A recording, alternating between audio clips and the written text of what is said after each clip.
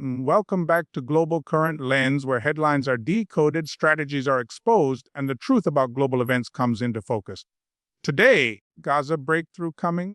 Trump says he's very close to his historic peace deal.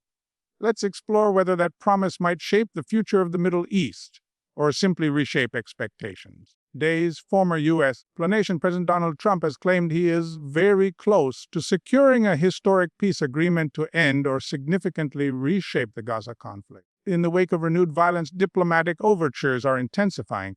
But can such a deal withstand on the ground realities, entrenched hostilities, and regional rivalries? Over the next several minutes, we'll dig into the immediate event, the deeper history, global responses, strategic stakes, with three possible futures, and we'll confront the big question: is this breakthrough real or rhetorical? Explanation: Trump's recent public statements have grabbed attention. Explanation: he asserted that negotiations were at an advanced stage and that he was nearing a deal that would be historic in the Israeli-Palestinian context. Explanation: these remarks have been echoed by allied intermediaries, though few concrete details have emerged. Media reports suggest discreet shuttle diplomacy via Gulf states and regional actors. Some unnamed sources hint at U.S. proposals involving ceasefires, prisoner exchanges, phased Israel withdrawals, and aid corridors into Gaza. At the same time, hostilities along Gaza's borders continue, with rocket fire and bombardment still erupting intermittently.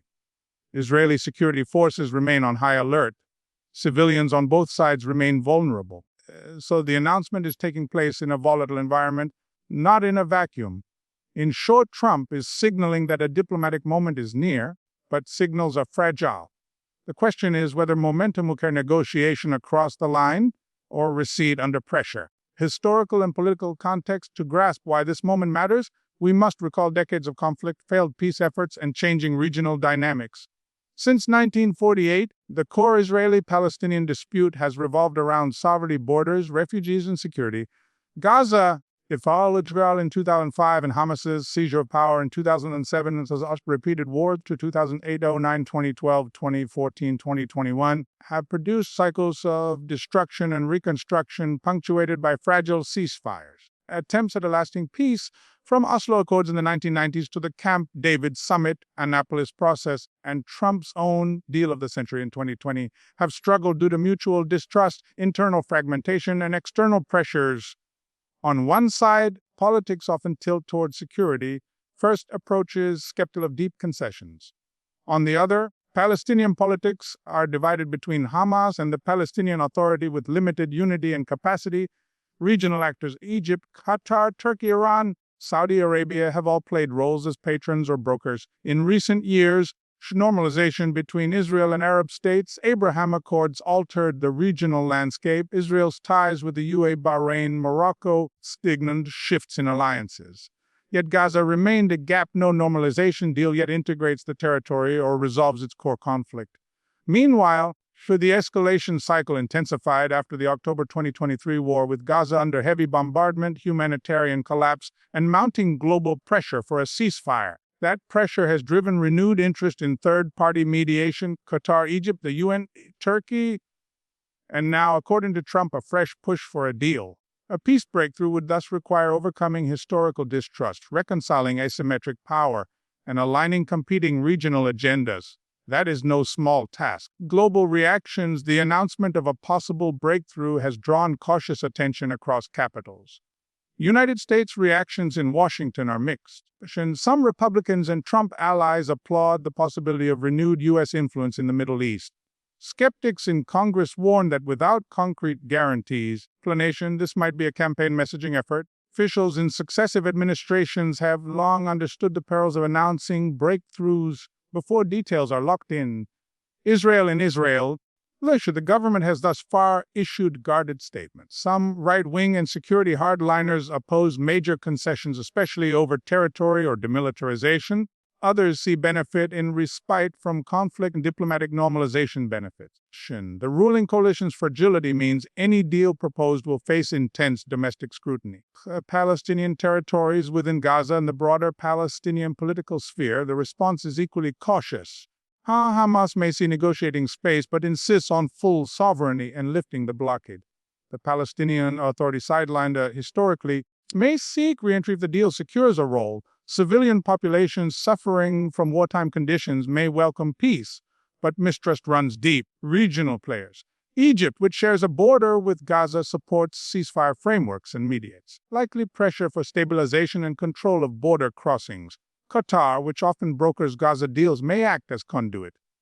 Saudi Arabia and the UAE, planation balancing normalization with Israel and their regional ambitions, may view a Gaza deal as a way to advance a broader Arab-Israeli realignment. Iran and its proxies, Hezbollah, others may resist moves that weaken their influence or shift the balance. International community, the United Nations, European Union, and NGOs emphasize humanitarian imperatives, ceasefires, aid corridors, reconstruction, and protection of civilians. Many states, especially in the Muslim world, will judge any deal by its fairness and respect for Palestinian rights. Critics will demand accountability for civilian suffering. Global media will scrutinize every clause. In some, interest is high, but support is conditional. Explanation: a breakthrough must satisfy security assurances, political legitimacy, and humanitarian criteria. Otherwise, it risks collapse under pressure. And strategic stakes: let's examine what's at stake financially, geopolitically, and strategically. Humanitarian and reconstruction costs. Gaza's infrastructure has been devastated. Homes, hospitals, power and water systems all lie in ruins. A peace agreement offering reconstruction funding, donor commitments, and access corridors could unlock billions in aid. But lack of oversight, corruption risks, and security concerns complicate the flow of funds. If the deal fails, reconstruction may stall or become a proxy for further conflict. Energy trade and regional integration. A stable Gaza could open opportunities for regional infrastructure projects. Electricity grids, water desalination, cross-border trade, and movement of goods. If a peace deal ties into a broader normalization package with Israel and Arab states, it could contribute to new economic corridors from the Gulf through Israel and beyond. That would shift regional trade flows and investment patterns. Explanation: security and military posture. Israel's core interest is security, the ability to deter or neutralize armed groups in Gaza. A deal must integrate demilitarization mechanisms, monitoring, verification, and possibly peacekeeping forces. For the United States and regional powers, explanation: a successful deal would reduce the constant need for military intervention, enabling military resources to be reallocated elsewhere. Explanation: geopolitical influence. A breakthrough under U.S. auspices would restore America's standing as a broker in the Middle East. Persian Gulf states may gain diplomatic leverage and boost their soft power. Iran's influence, tied to proxy groups, may diminish if Gaza becomes less of a battlefield. If the deal fails, rival powers may seek to exploit the vacuum and fill the diplomatic and military role. Domestic political capital. For Trump, a historic Gaza peace deal would be a legacy achievement, a major foreign policy feather in his cap. For Israeli leaders, participation in a deal could be a political gamble or a chance to shift from perpetual war footing. For Palestinian leadership, a credible role in negotiation could restore legitimacy. The political stakes are huge. Possible futures. Let's imagine 3 plausible scenarios if negotiations continue or falter entirely. 1.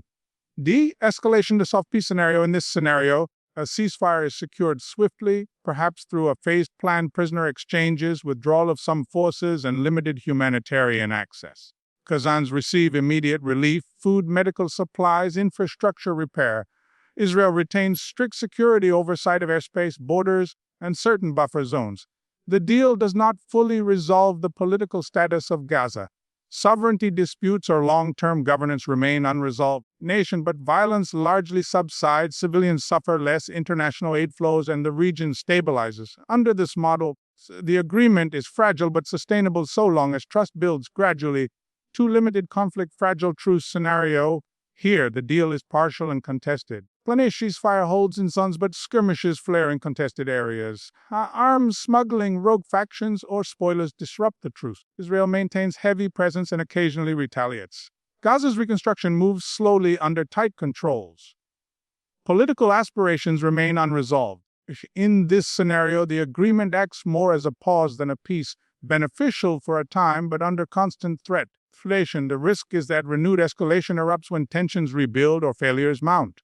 This is perhaps the likeliest middle path, some relief, but with periodic breakdowns. 3. Escalation to collapse scenario. Under this scenario, the announced breakthrough falls apart. Hardliners on both Israeli and Palestinian sides reject or sabotage the deal. Violence resumes full scale. Airstrikes, rocket barrages, ground incursions. Diplomatic cover wears thin. Regional powers may be drawn in more openly. The humanitarian catastrophe deepens. Explanation: the collapse may reinforce cynicism about negotiations and reset the conflict back to zero. Essentially, explanation: the promise of peace becomes another failed attempt in a long line.